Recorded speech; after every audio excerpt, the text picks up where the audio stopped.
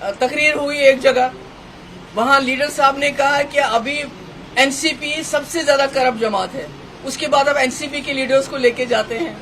तो आप कॉन्स्टिट्यूशन की धज्जियां तो उड़ा ही रहे हैं, साथ साथ डेमोक्रेसी की भी धज्जियां उड़ा रहे हैं। ये जो मुल्क, जो हिंदुस्तान पूरी दुनिया में मशहूर है as a democracy, as a soft power, उसको आप बर्बाद कर रहे हो, तबाह कर रहे हो, और अपोजिशन की यूनिटी इससे कम नहीं होगी बल्कि ज्यादा बढ़ेगी। Thank you. मैम, जब एनसीपी बीजेपी अलायंस का पार्ट नहीं थी, तब बीजेपी आरोप लगाती थी कि जो नेशनलिस्ट कांग्रेस पार्टी है वो करप्ट पार्टी है, छगन भुजबल हो इनको जेल भेजा गया था।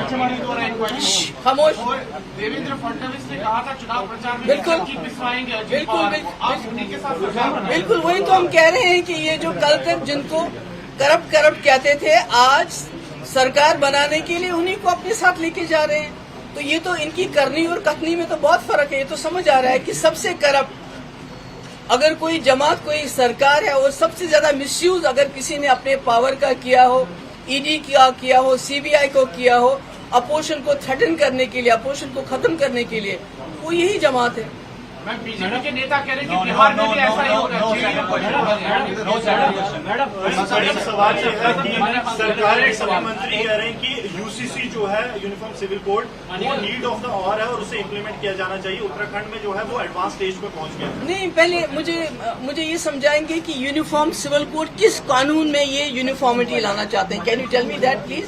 उसके बाद मैं आपके सवाल का जवाब दूंगा। रिलीजन को लेकर भी नहीं, रिलीजन को लेके है क्या ये? Is it about religion? जो बीजेपी के मंत्री कह रहे हैं वो इसी नहीं, बीजेपी के नहीं। आप मुझे बताइए, आप एक जर्नलिस्ट हैं, आपने ये स्टडी किया है जो यूनिफॉर्म सिविल कोड की बात हो रही है, ये किस कानून की बात हो रही है?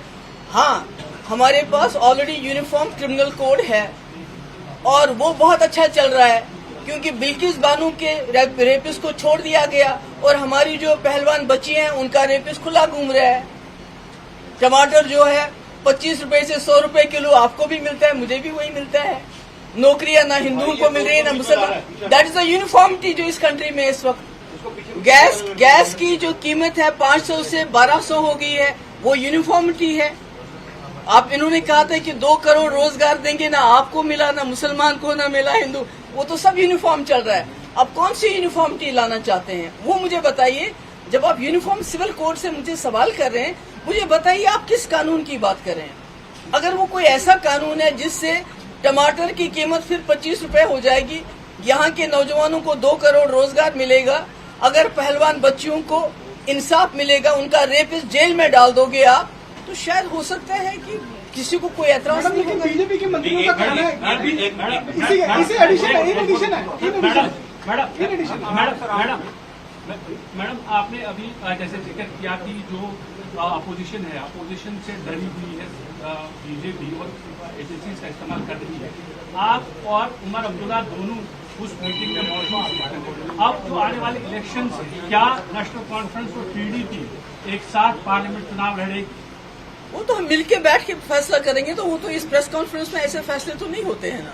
मैम, वैसे मैडम, बीजेपी के मंत्रियों का यूसीसी को लेकर जो कहना है, उनका कहना है कि एक देश में 2 कानून जो है वो नहीं चल सकते। अगर एक नहीं मेरे भाई, मैं कह रही हूँ ना, एक ही कानून है ना, क्रिमिनल लॉ, वो तो बहुत अच्छा चल रहा है। बिल्किस बानो की रेपिस्ट आउट है, वो तो मुसलमान थी।